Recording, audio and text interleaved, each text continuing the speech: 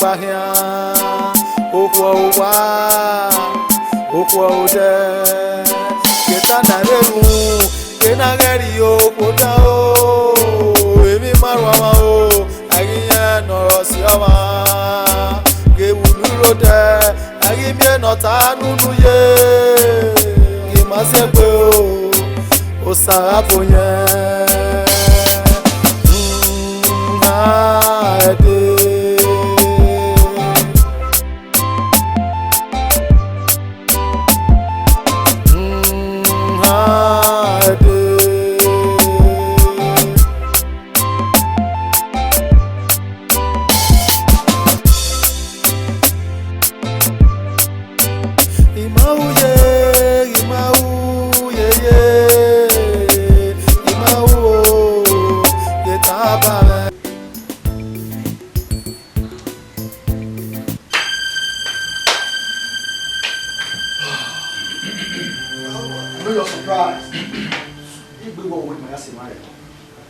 James, why are you smiling? Why are you smiling? Wow, James, they don't want the result. You know when you can want it, you want Why why are you smiling? I don't like that. My dear, oh, what you want to do, make it locate away. What you want to do, one, what can you do now? Where? Where are you? James, James, very well, you will. We are very good. Exco, tough. We don't go with man. Oh, when you make your tough, you do it, Mama. Linda, now I say, me money, my doku. When you have, or that from where, or how do you have me, or that from where have you don't kumwe, my kumwe, or that from where I don't want to. Yes. Who are threatening me? Oh. Now why are you? Yeah. Who are threatening me over me? Calm down. Daddy, my little threatening me. I'm not threatening you. Nada, it matter. In the classroom, my head, the white and blue. When you have hey.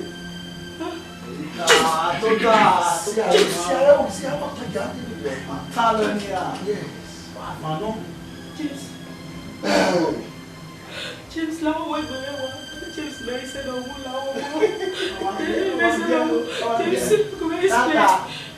James, every I'm going to get 40 men. I was in the valley. Oh, get 40 men. I was in the valley. Give me where they drinking a bit, smoking a bit. Can I do the New club? I'm going to see. And that's a boy. Police, I don't know where. Linda, why is it yes? My explanation was at this moment. I don't need them. When you can see the men boys. Hey, never go down for you. And secondly, there's a judge there. Never go to that in what you want to know about you lie now. Your body cannot do. Come on.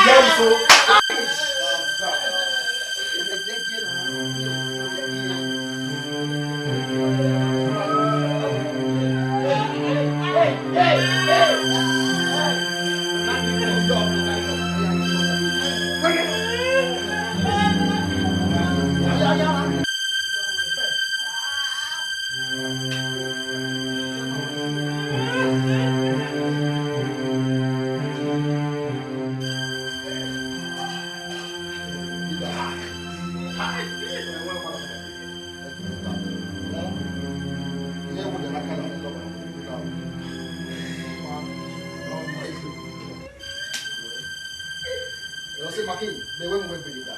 Okay, they want to follow you.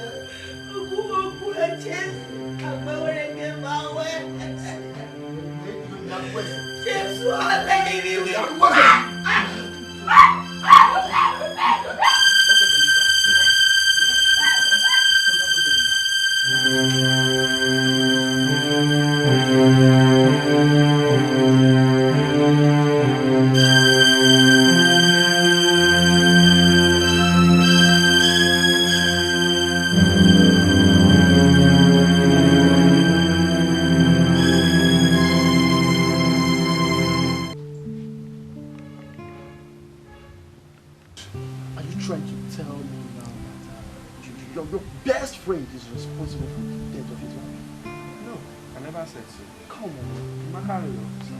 What I'm trying to say is,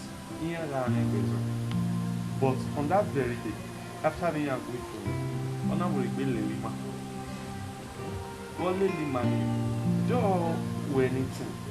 I said, "People can have a fight one instantly over the only bad you want." Well, why are you waiting? That's what we don't know. What do you want? Yes.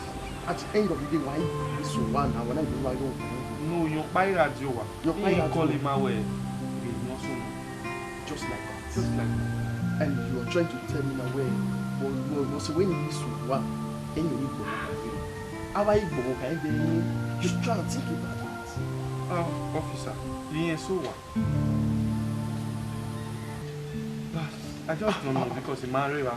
Just calm down. Just calm down. Can you try and think for a minute? Maybe I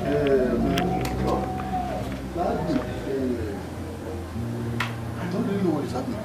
No one of us know what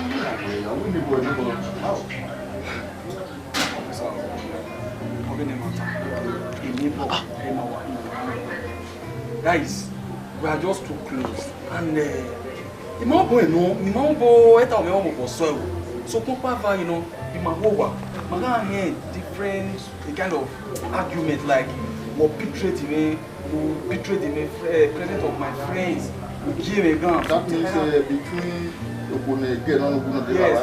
yes, yeah, you know what I mean? Some argument. I don't want to be happy with argument in the normal work.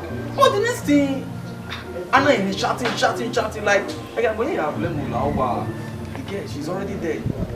By chance, where the guy now, I want to see the guy. No, the guy is so cool and man, and I can tell you where man. Very cool. Okay, where's the God? I just want to know.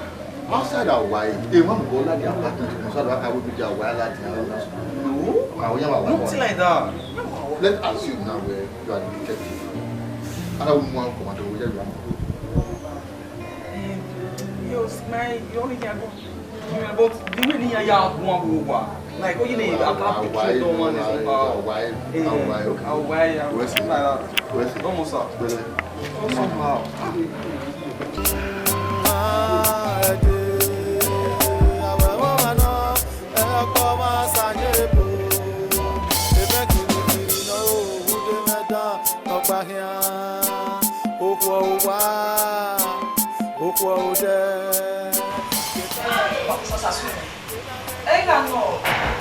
Arguments in Ghana before you order for you. Then you argue a month. But that will lead to long arguments. You have been on the phone. I was like, I trusted it. And now they are to me getting here now, not the dead body. So in that process, the dead body, how well you go?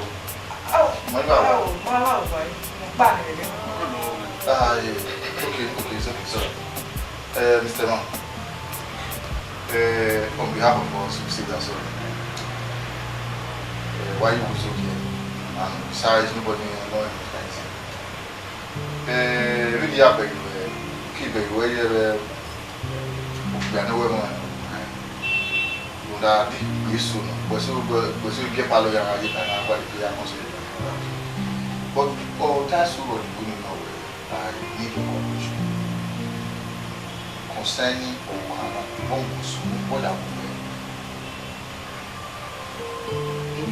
only comments are to the Mararans. Mara. Okay, before keep our worry, just like a more time. Is it true where we are having any argument? Yes, but I Argument? yes, my God, any argument. But I need two arguments.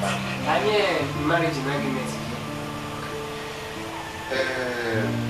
That argument or leads to another few I do more paper. But so I hear romance law guide to fear paper. Mafia. Very straightforward, my friend. Yes or no, fear that mafia. Okay, let's assume now you fear okay, do you by any chance pursue the one way or how well be young person? Is anything like that? Okay, now you know when you go so how and I will when you boss the camera where I'm going to deal with you. So maybe business, normal thing, so I will report my way. Was there anything like that? Anyway, thanks for your cooperation. We'll get back to you. Yeah? Madam, yes. Boss, thank you. Okay. I don't believe that you will be on our shop. No, I didn't expect this from you.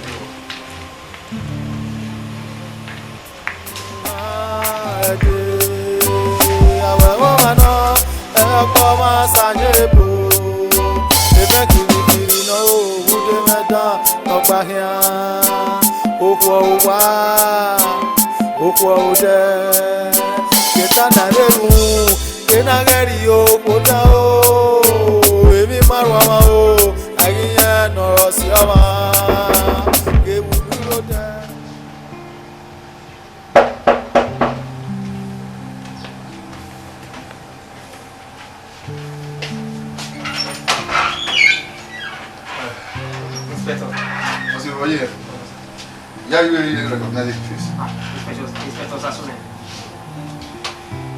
It's okay. Yeah. So I say, how far about the investigation? When are you married now? Nice. With the investigation so far I carried out, it's obvious and we find out where we'll go. And yeah, advice you be back.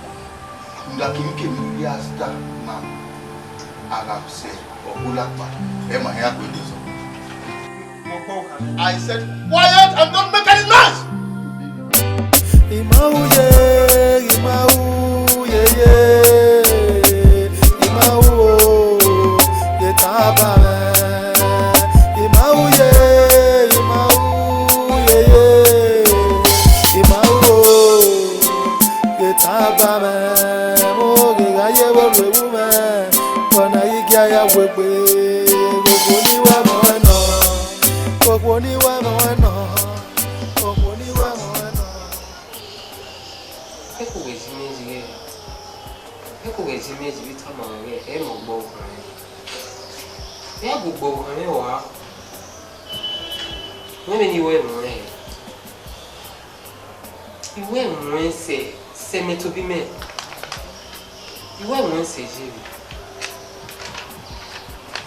Smart, now I cannot possibly kill my wife. Eddie, you know, what's in my background. So, okay, by now, I know what let's imagine. You can't do it.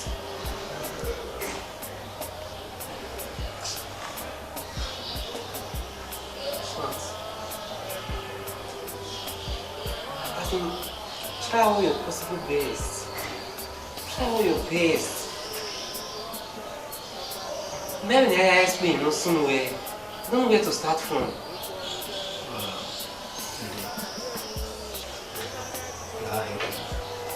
I'm not sure he made the actually. So I'll take a answer this coming Tuesday and I'll take charge of the case I'll be caught. So that's now we have now depends on because of the phone, the laptop is not really. So it's obvious when I think about the phone already no laptop. You understand? So that my tracking the phone. So the guy I'm tracking the phone, we run the 90 minutes around Abuja. So I pray 90 succeed. But then you only 1 week, you know that 1 week or whatever. So we got Monday next 2 weeks. We are charging because we got the grace of God. We okay say again. My team and team. Kill on everything. So what very understand I'm sure I can do this until I try to make sure Where about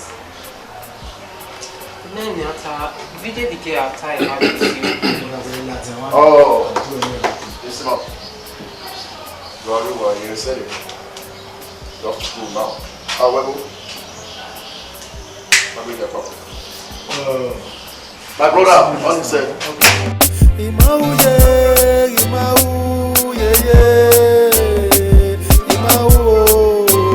Yetabare. Imauye, Imau. What could have been used in that song? Che, take the one with me. Or that for you arrest you. Che, when we are on it, maybe I walk clear. Che! Mama, when you know Hey, the man who wanted to get me what are you boy in your Check, get sense there with her.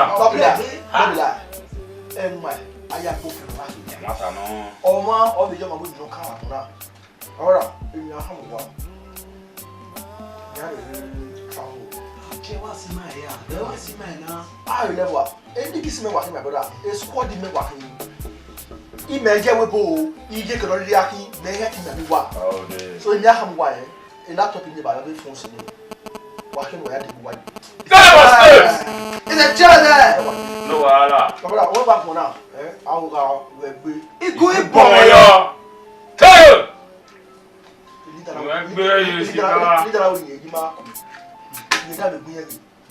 You figure, oh, when look at the boss of the you're not figuring like the career.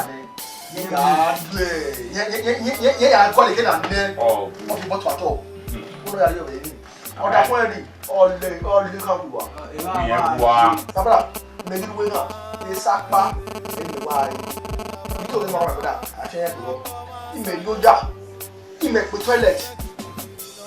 The toilet, it boom. You know why you made a game on a yak. You know why? You will look from where. What is the government? I go swear. It's a state there. I go swear. Oh, man. I go, am I born little? Then you're not too bad. I deal with you. I deal with you.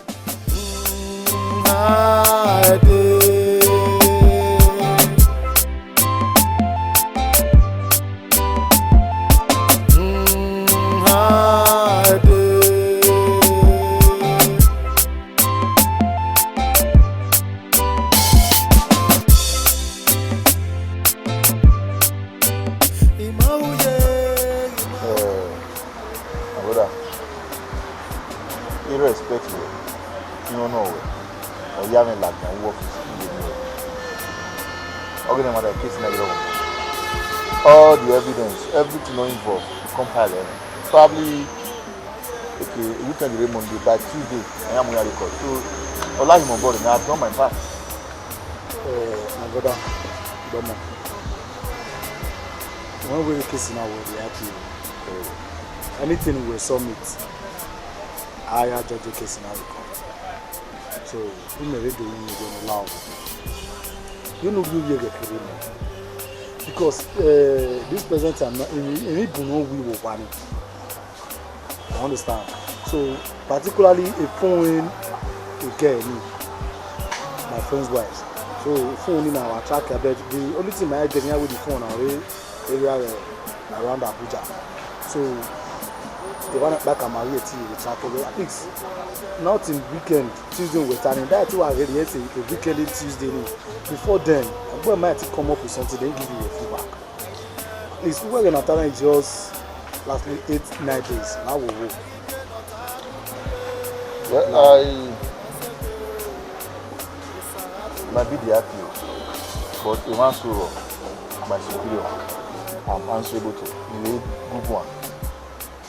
One thing I would say, well, let me see what I can do. Because when we are there now, we was a court. That on I had to go.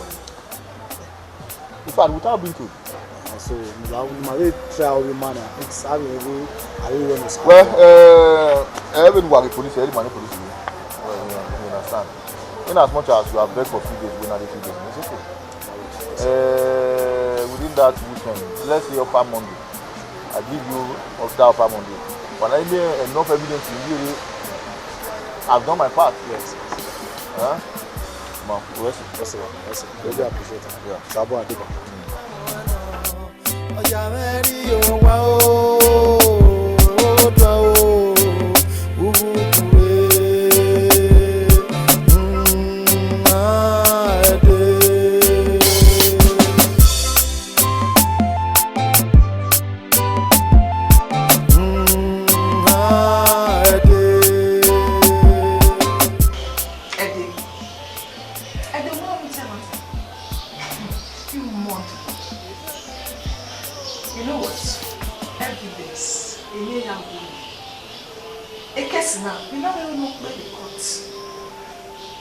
The judge will give it the first attempt.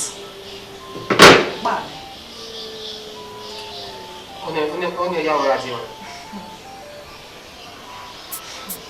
Even any explanation you explain how. Seriously? Of course. From the evidence, you threatened to kill her. Yes. Threatening me, how? You might threaten me, we are threatening me, I can't do that.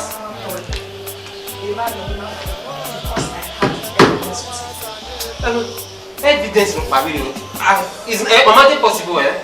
Possible. Like, do me not go no time. This is couple begging me to my bed. Me have to take me back to myself. Alright.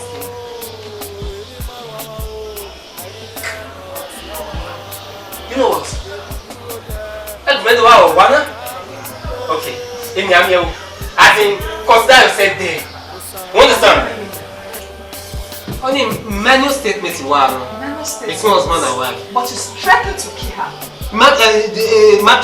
Threatening up. Alright, see you in court. Okay.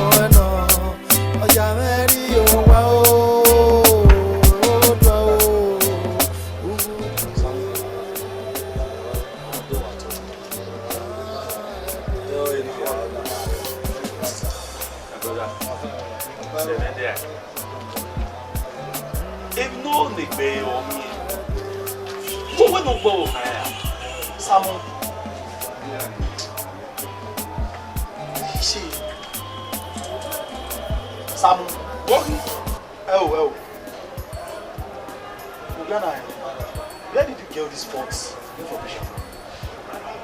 Some way you don't tell the radio where Eden when you go. See, smart. Let me tell you something. We are educated. Mama need any other observation or any other persons to tell us where Eden will go. Let's imagine this. Mami were in Yamibezo. Outside that, the last time Majo went, my attitude no show. If something was not fishy, it may be also, and that attitude can lead to something else. Wait. recently, when the voice message, they say, you know they had a very terrible issue in that house. 2, they are car issue. With that, you should know where Ede or But wait, let me talk to you. The man went over here. This thing can happen as a mistake. Or can you out of anger? Don't was me. Let be open to ourselves. Is this enough evidence for you to conclude? You get the one. Okay.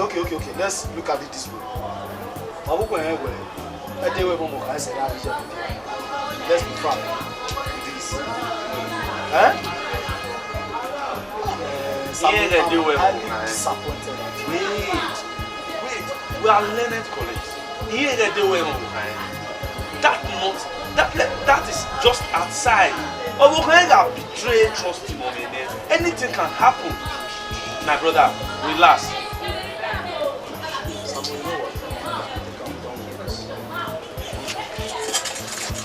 Okay, just because of this little observation. Let me see a nice way why in school. Okay, to equal another profession, another lawyer. We are friends and we are just trying to deliberate on this issue as a private thing. They were because Mami Oya de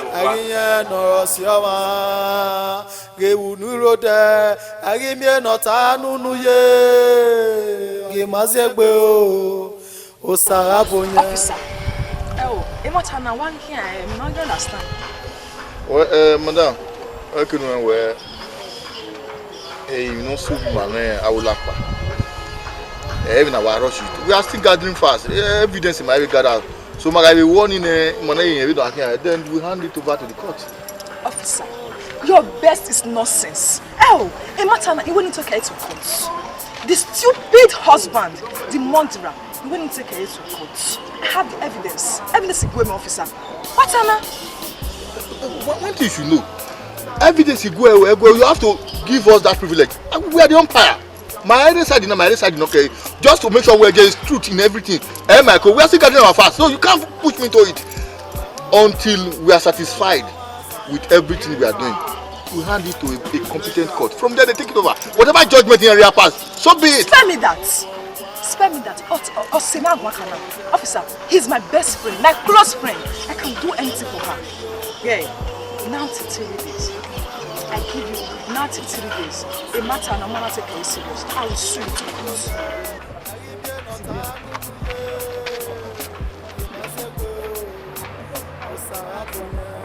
Oh, they don't know him there.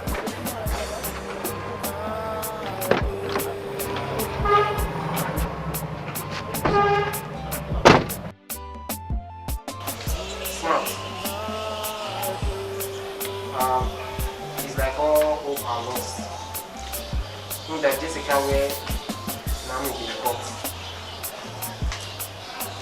And all evidence can show where of what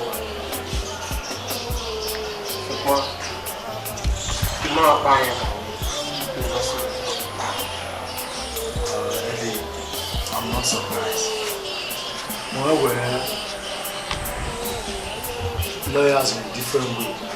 I can fall into the victim. They're talking about that. I'm a boycott in Ontario. And they agree with her. I'm a boycott. But they relax. My next few days, just few days to go. Anything can happen. You understand?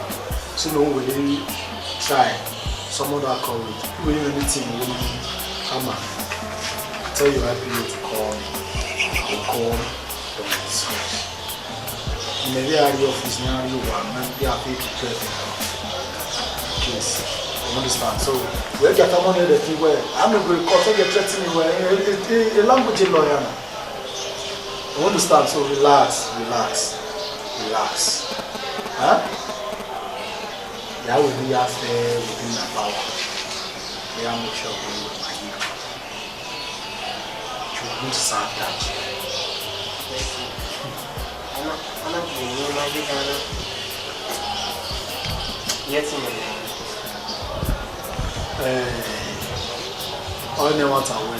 not doing it for friendship. I'm not doing it to end my career. I'm not going to my ability in any case now. Anyway, you go, you're really possible.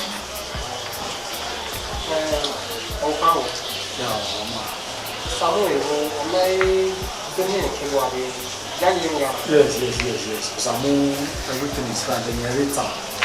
So you're doing. When I call you well. So that's just it. My plan with the answer to care. If they go when you have it before the court case, because they'll be directly in the court so that they are with the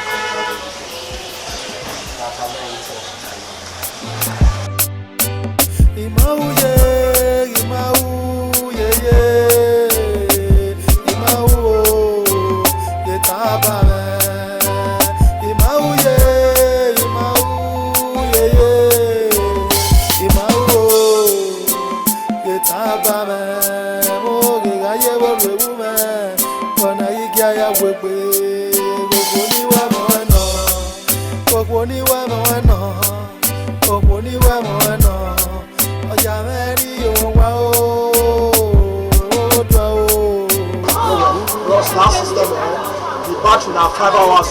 Don't share battery, I'm doing. In my way. Oh, you boy, check on. The speed for that system, not the year. Who get the system? Oh, how we get up? Everything goes well. If this system not the work well, come here, I'll give you a book. We'll give you 1 year guarantee. What's the stolen laptop? I don't understand. Stolen waiting.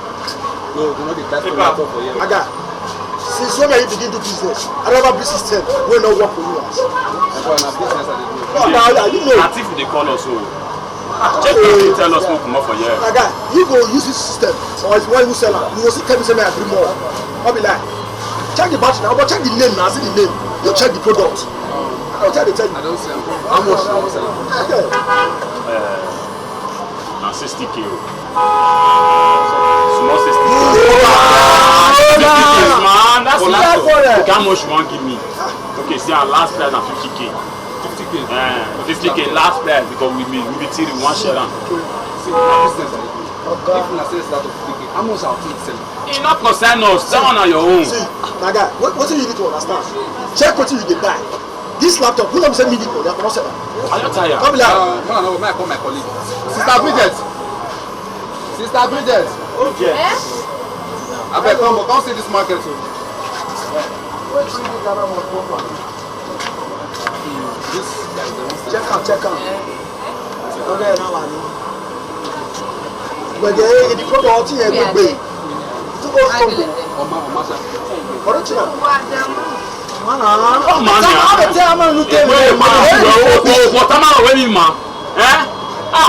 refurbish computer. Agree. That one will go there.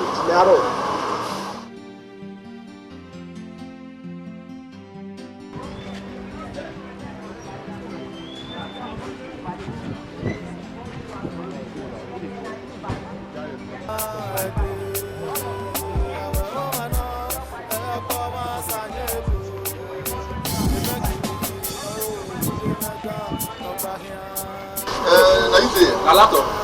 Exco fairly use a laptop. Okay, this one. Yeah. Check out. How much for this one? Check out first. 80,000. 80. A new one.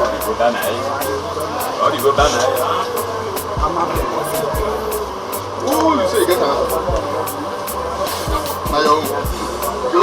Laptop. There's the breeze that open for me now, my bag. I'm a chairman.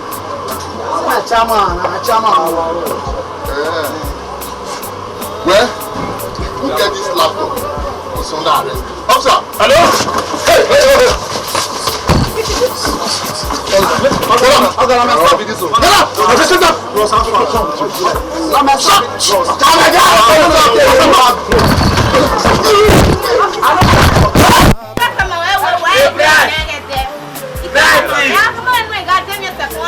Worry. Okay, we are atame. Go. Oda ko e. Ore ma mi me.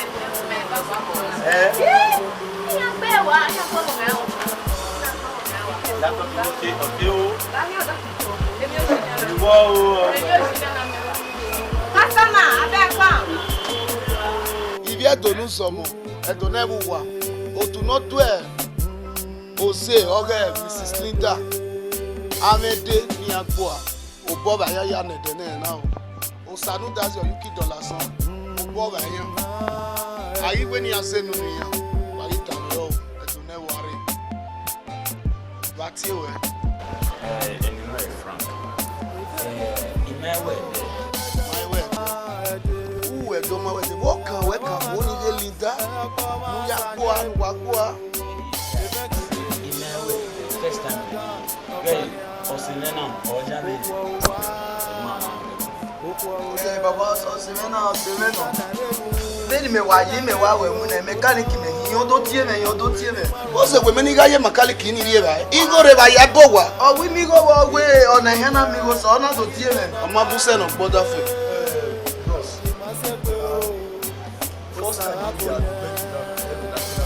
Umewe do o ma la. Agbetu wa ika we o are your bed with office. No see Linda. Money we mo e gidi wa ma mo e ka ka mo. Wa e say no do so afie ko we di. Ma wa office ye ma siba. Ma wa nyo ma no ma je yi. Ola yi fie ko we na se na yi. O le se mi ayi o ma da I so quick for this one to your 10 years. Èmi gẹ́gẹ́ ti kò yìí. Wow, okay tí o kò gbalẹ̀ gbé náà. Ọmọ mi náà kọ́ mọ̀ rẹ̀, èmi náà kọ́ mọ̀ rẹ̀ kọ́ mọ̀ wọ́n bros. Òwe mẹ́wàá líláwọ́ sí máa sí máa ń wáyọ̀. Ike wá kéèké rán ni, èmi yà lọ́kàrú ọlọ́wà fi ìyà, ọlọ́wà fi ìdé ìyà. Ìmẹ̀yí lànà àbẹ́ká tọ́kẹ́ kàmẹ́ nílé. Èyí lè wọ́n ní ayáwọ́ ya àwọn ọ̀dọ́ lé.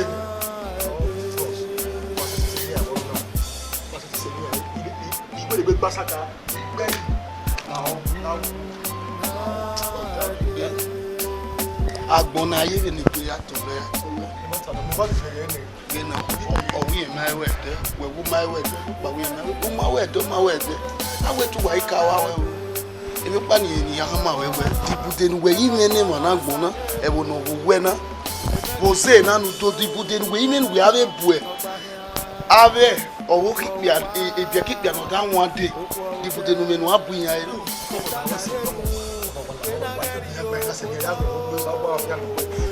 Ìbùdẹ̀nuwẹ̀ àmì nìyà ìyàwó àmì yà yà fẹ́fẹ́ bẹ́ẹ̀ àgbọ̀nà ayé wẹ̀lẹ̀ gbé yàtọ̀ lọ́mọ yàtọ̀ lọ́ ẹ̀. Àmì ìgbésọ̀ wàlẹ̀ yẹn yẹsọ̀ wúlẹ̀sẹ̀ yẹsọ̀ náà mẹ́ ìyàmà náà yóò gbé máa bí wọn. Èèyàn sẹ́yìn àwí takara ẹ̀ fò.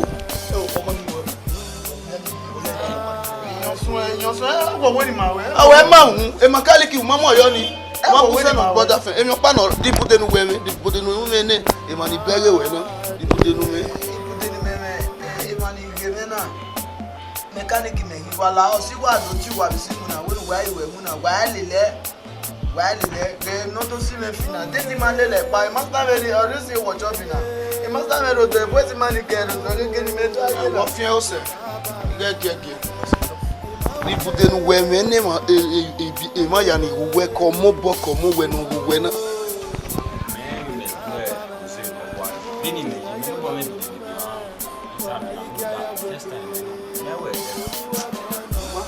Ẹ mọ̀ ata ọ̀kẹ́ wà sẹ́ owó ọ̀gbìn làwọ̀ ẹ̀ mọ̀ ọ̀hún. Wà á dọ́mọ ni wà ìbí ẹ̀dọ̀ náà wà ẹ̀ nínú ya nínà. Ọ̀wẹ́ ọba yẹ òyìn pa gbọ́ fi sokun ó bí ẹ̀wò kó nà ìyẹn kẹ̀kẹ́.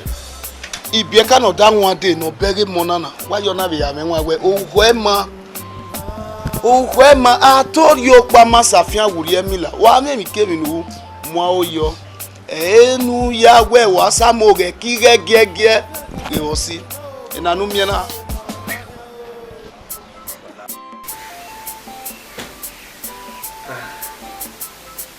Wa marine aga no wi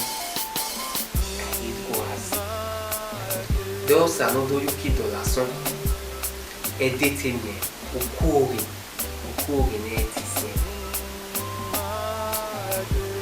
wala o ido sa lo waya fe no wasis quase no wa we ba bisi no we mwa ba ela o pio me mudage ona muse ona bena o gwawe kakabo da egase asi bi wala wa se si uda wa na wo o wa bi kakabo wa bi si ne ana nege ibini mau o ye ibudine wa ya fefe